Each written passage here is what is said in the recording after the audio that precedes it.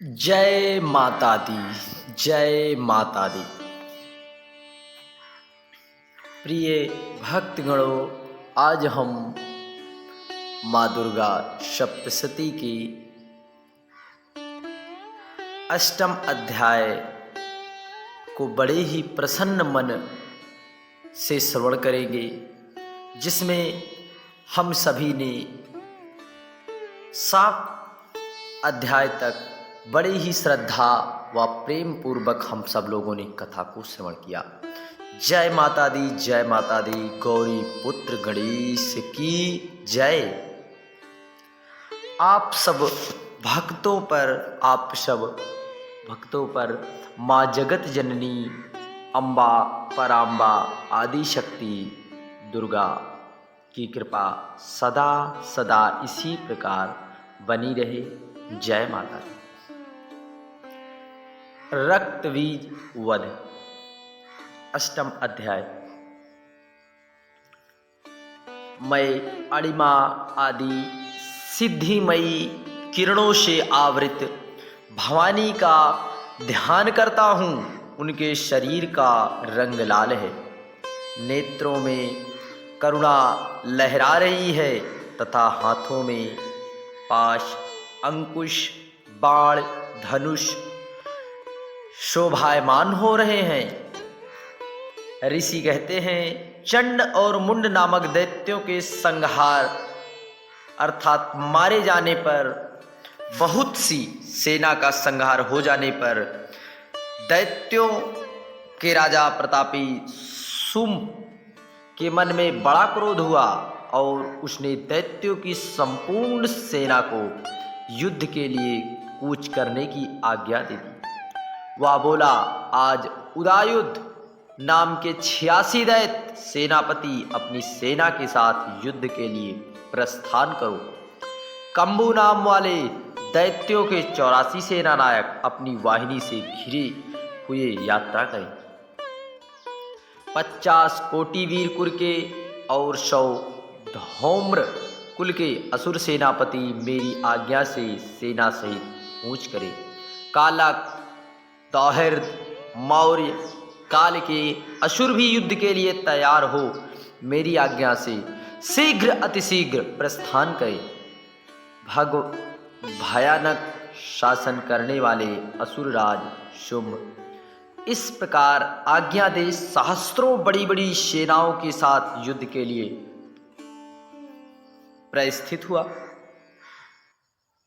उसकी भयंकर सेना आती देख चंडिका ने अपने धनुष की टंकार से पृथ्वी और आकाश के बीच भाग गुंजा दिया।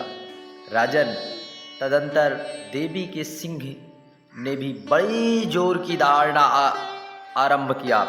फिर अंबिका ने घंटे के शब्द से उस ध्वनि को और भी बढ़ा दिया। धनुष की टंकार, सिंह की दहाड़, धनुष की टंकार, सिंह की दहाड़, घंटे की ध्वनि से संपूर्ण दिशाएं गूंज उठी। उस भयंकर शब्द से काली ने अपने विकराल मुख को और भी बड़ा कर लिया। इस प्रकार वे विजयनी हुई। उस तुमुलनाद को सुनकर दैत्यों की सेना ने चारों ओर से आकर चंडिका देवी, सिंह तथा काली देवी को क्रोधपूर्वक घेर लिया। राजन, इसी बीच में असुरों के विनाश तथा दैत्यों के अभ्युदय के लिए ब्रह्मा, शिव, कार्तिकेय, विष्णु तथा इंद्र आदि देवों की शक्तियां, जो अत्यंत पराक्रम और बल से संपूर्ण थी, उनके शरीरों से निकलकर उन्हीं के रूप में चंडिका के पास गई। जिस देवता का जैसा रूप, जैसी वेशभूषा और जैसा वाहन, ठीक वैसे ही साधनों से संपन्न हो, उनकी शक्ति असुरों से युद्ध करने के लिए आई।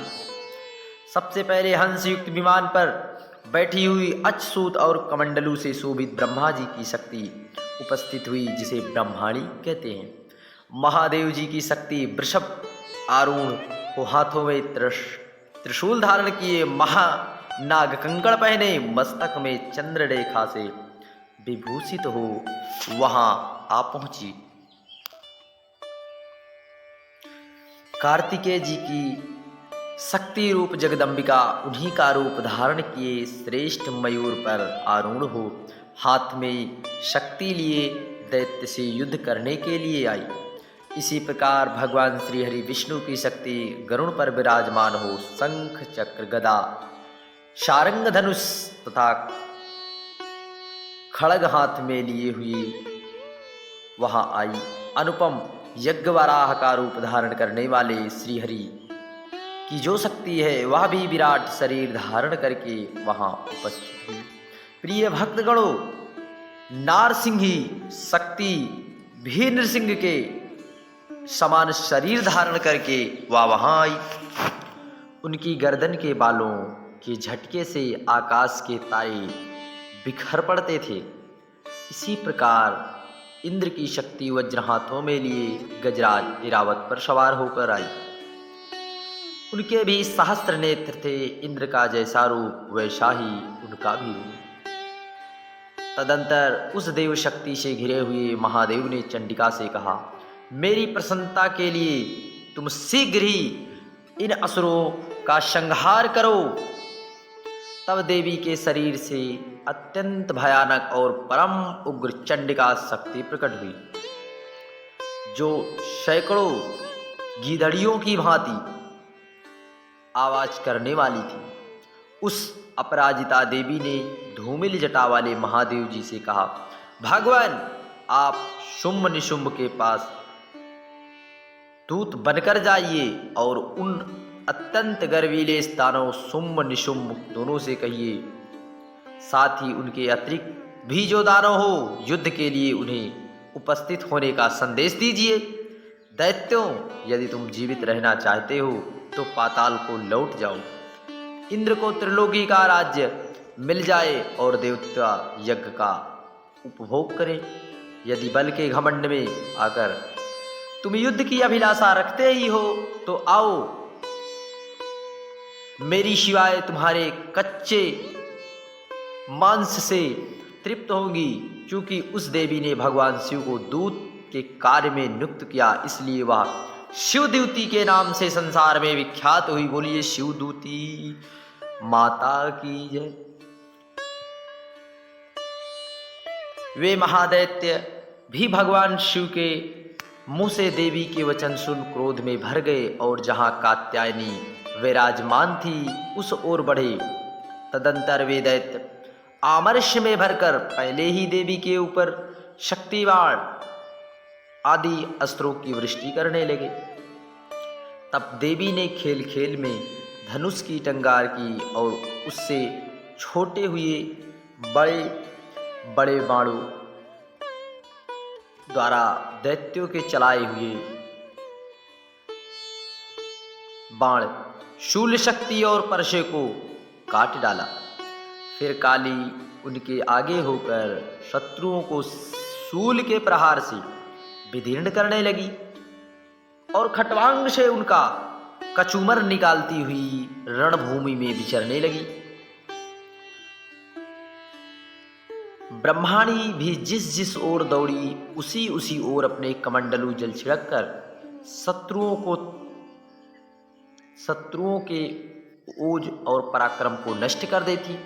महेश्वरी ने त्रिशूल से अथवा वैष्णवी ने चक्र से अत्यंत क्रोध में भरी हुई कुमार कार्तिकेय की शक्ति दी।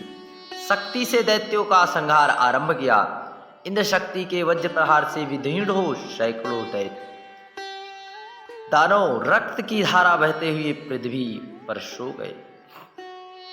वराह शक्ति ने कितनों को अपनी थूथन की मार से नष्ट कर दिया। दाढ़ के अग्रभाग से कितनों की छाती छेद डाली। कितने ही दैत्य उनके चक्र की चोट से विदीर्ण होकर गिर पड़े। नारसिंही भी दूसरे महादैत्यों को अपने नखों से विदीर्ण करके खाती और सिंहनाद से दिशाओं एवं आकाश को गूंजित हुई युद्ध क्षेत्र में विचरित करने लगी। कितने ही असुर शिवदूती के प्रचंड अट्टहास से अत्यंत भयभीत हो पृथ्वी पर गिर पड़े और गिरने पर उन्हें शिवदूती ने उस समय अपना ग्रास बना लिया। इस प्रकार क्रोध में भरे हुए मातृगणों को नाना प्रकार के उपायों से बड़े बड़े असुरों का मर्दन करते हुए दैत्य सैनिक भाग खड़े हुए मातृगणों से पीड़ित दैत्यों को युद्ध से भागते देख रक्तबीज नामक महादैत्य क्रोध में भरकर युद्ध करने के लिए आया। उसके शरीर से जब रक्त की बूंद पृथ्वी पर गिरती है तब उसी के समान शक्तिशाली एक दूसरा महादैत्य पृथ्वी पर पैदा हो जाता है। महासुर रक्तबीज हाथ में गदा लेकर इंद्र शक्ति के साथ युद्ध करने लगा। तब इंद्री ने अपने वज्र से रक्तबीज को मारा। घायल होने पर उसके शरीर से बहुत सा रक्त चूने लगा। उससे उसी के समान पराक्रम योद्धा उत्पन्न होने लगे। उसके शरीर से जितनी बूंदें गिरती उतने ही रक्तबीज फिर से उत्पन्न हो जाते। उसी के समान वे रक्त से उत्पन्न होने वाले पुरुष भी अत्यंत भयंकर अस्त्रों शस्त्रों का प्रहार करते हुए मातृगण के साथ घोर युद्ध करने लगे। पुनः वज्र के प्रहार से जब उसका मस्तक घायल हुआ तब रक्त बहने लगा और उसी से हजारों हजारों रक्तबीज उत्पन्न हो गए। वैष्णवी ने युद्ध में रक्तबीज पर चक्र का प्रहार किया तथा इंद्रिय ने उस सेनापति को गदा से चोट पहुंचाई। वैष्णवी के चक्र से घायल होने पर उसके शरीर से जो रक्त गिरता उसी के समान दैत्य प्रकट हो जाते। उनके द्वारा संपूर्ण जगत व्याप्त हो गया। कौमारी ने शक्ति से, वराही ने खड़ग से, माहेश्वरी ने त्रिशूल से महादैत्य रक्तबीज को घायल किया। क्रोध में भरे हुए महादैत्य रक्तबीज ने वही गदा से सभी मात्र शक्तियों पर पृथक पृथक प्रहार किया। शक्ति और शूल आदि से अनेकों बार घायल होने पर भी उसने शरीर से रक्त की धारा पृथ्वी पर गिरी। उससे भी निश्चय ये बड़े बड़े असुर उत्पन्न हो जाते। इस प्रकार महादैत्य के रक्त प्रकट हुए असुरों द्वारा जगत व्याप्त हो गया। इससे उन देवताओं को बड़ा भय उत्पन्न हुआ। देवताओं ने उदास देख चंडिका ने काली से शीघ्रता पूर्वक कहा, चामुंडे अब तुम और मुख फैलाओ। तब मेरे शास्त्रपात से गिरने वाले रक्त बिंदुओं और उससे उत्पन्न होने वाले महादैत्यों को तुम अपने इस उतावले मुख से खा जाओ। इस प्रकार रक्त से उत्पन्न होने वाले महादैत्य का भक्षण करते हुए तुम रण में विचरण करो। ऐसा कहने से उस दैत्य का सारा रक्त क्षीण हो जाने पर वह स्वयं ही नष्ट हो जाए। उन भयंकर दैत्यों को जब तुम खा जाओगी तब तुम्हारे नए दैत्य उत्पन्न नहीं हो सकते। तब दूसरे नए दैत्य नहीं उत्पन्न होंगे। काली से यूं कहकर चंडिका देवी ने शूल से रक्तबीज को मारा और काली ने अपने मुख में उसका रक्त ले लिया। तब उसने वहां चंडिका पर गदा से प्रहार कर दिया, किंतु उस गदापात से देवी को तनिक भी वेदना नहीं पहुंची। रक्तबीज के घायल शरीर से बहुत सा रक्त गिरा, किंतु जो ही गिरता त्यों ही चामुंडा ने अपने मुख में ले लिया। रक्त गिरने से काली के मुख से जो महादैत्य उत्पन्न होते उसे भी चट कर गई और उसने रक्तबीज का रक्त पी लिया। तदंतर देवी ने रक्तबीज को, जिसका रक्त चामुंडा ने पी लिया था, वज्रबाण, खड़ग आदि से मार डाला। राजन, इस प्रकार शास्त्रों के समुदायों से आहत, शस्त्रों के समुदाय से आहत एवं रक्तहीन तथा महादैत्य रक्तबीज पृथ्वी पर गिर पड़ा।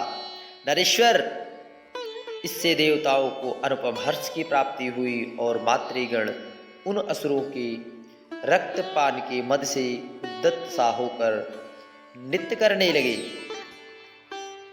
बोलिए चामुंडा देवी की जय, बोलिए माँ काली की जय। जय माता दी, जय माता।